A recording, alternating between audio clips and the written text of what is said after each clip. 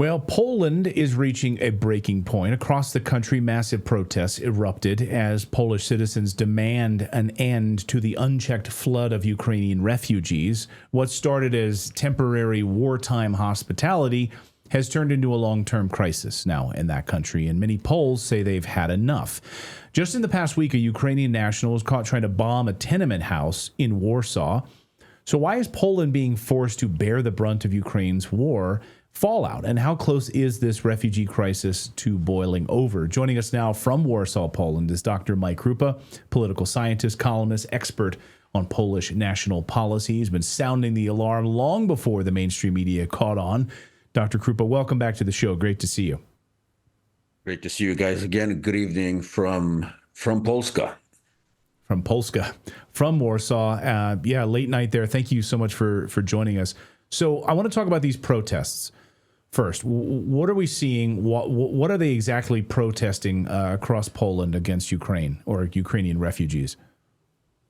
So the majority of the protests that you showed in that clip there against the refugees basically arose out of a frustration because what we were seeing at the German-Polish border was in essence the German police trying to literally deport across the open border because we are in the Schengen zone directly into Poland. There are several bridges across the Polish-German border in the west, and literally trying to force Poland to accept people who got into Germany from places such as Somalia, Afghanistan, North Central Africa, Syria, basically majority Islamic countries from the Maghreb and the Middle East that got into Germany but were deemed unwanted, and therefore they were sort of forced onto the Polish population literally by the Germans.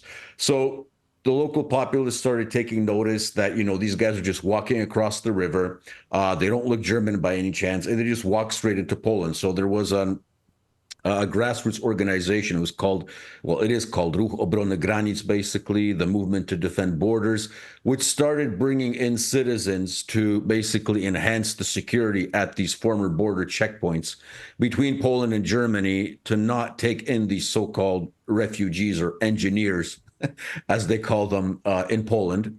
And this transpired into a political crisis in the current coalition because the border guard, the police were deemed ineffective in doing their job.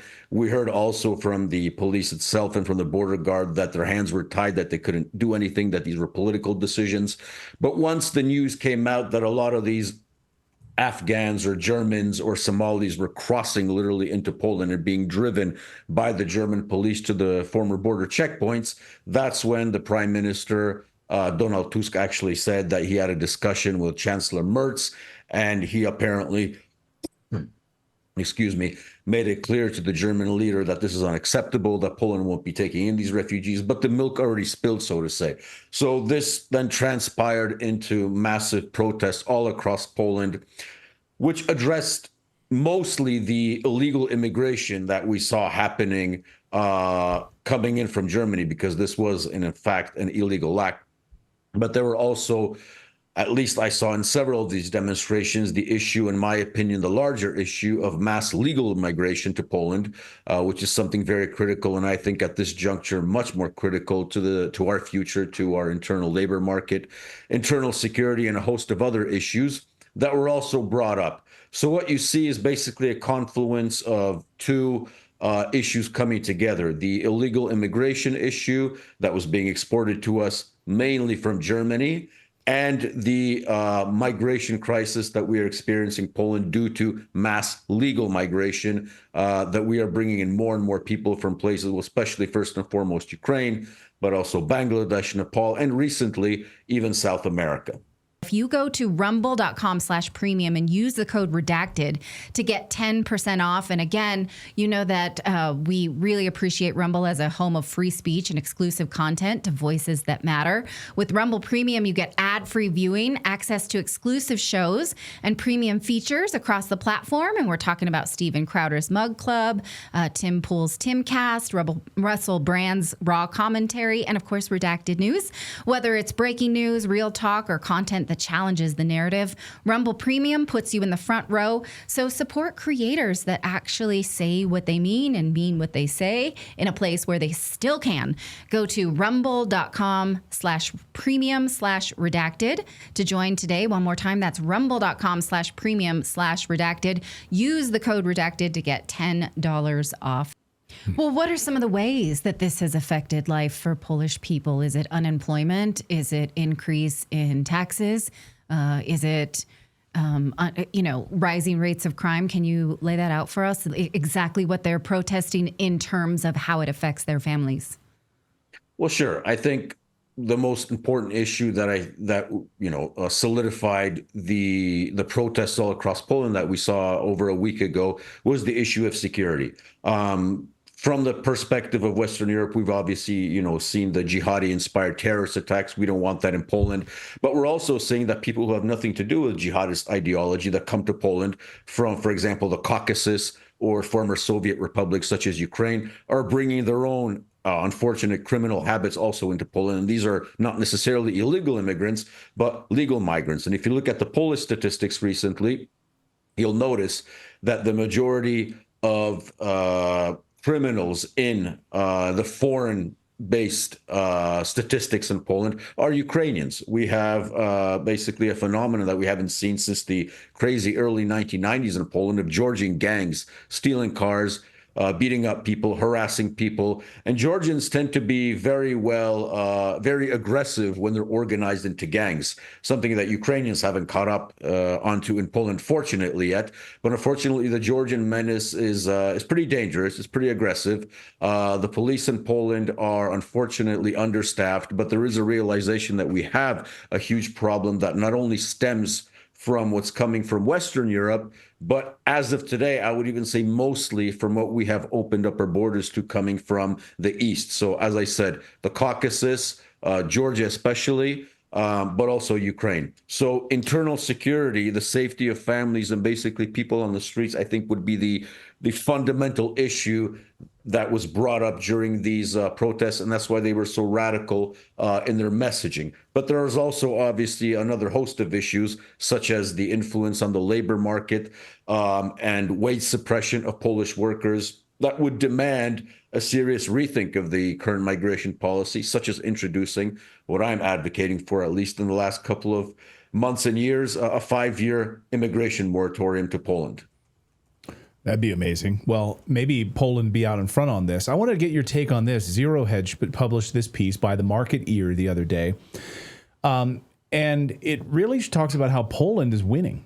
Postcard from Warsaw, bullish Poland, a city that feels like a breath of fresh air, Warsaw specifically, all in Europe. Clean, safe, beautiful people, untouched by the urban decay and social tensions plaguing cities like Paris or London.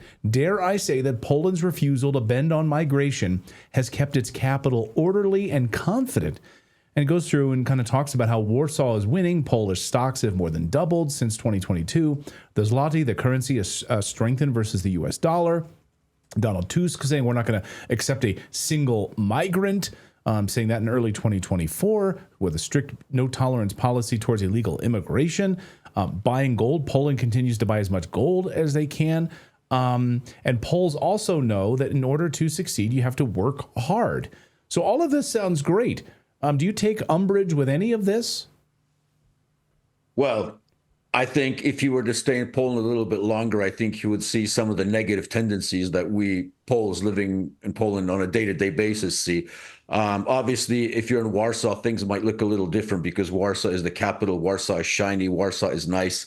However, if you travel across Poland, you would see that we're not a monolithic country in this regard. And we do have many, many problems that are alien to the typical latte-sipping liberal in the capital of Poland. Obviously, I think if you come as a tourist to Warsaw, obviously, you will notice that it's not London. It's not Stockholm. It's not New York. There's no rats doing, running around in the subway system. Yeah. Exactly. The Teenage Mutant Ninja Turtle vibes there. But yeah, if you stay longer, however, you do get accustomed to the problems that we're facing here in Poland. And many of them stem from mass legal migration. I keep repeating this because, you mentioned Tusk saying we're not going to accept one migrant. Yeah, okay, but he was referring to illegal immigration, which in Poland right now is a very easy issue to sell because nobody likes illegal migrants. Everybody understands that the ones coming are usually coming from Islamic countries. You think Islam, you think terrorism, you think bombs, and so on. But the bigger problem is mass legal immigration, because in terms of culture, I'll give you an example. Just in the last couple of days, the Polish Ministry of Education has decreed that in grades 7 to 8, Ukrainian will be now taught as a second language. So this is the direction that we're going. And I think that'll have an option or mandatory. From what I understand as an option, the current options right now were German and English for obvious reasons, but bringing in Ukrainian basically signifies that you're building a sort of parallel society, because we don't have a mass of Germans in Poland or a mass of Americans.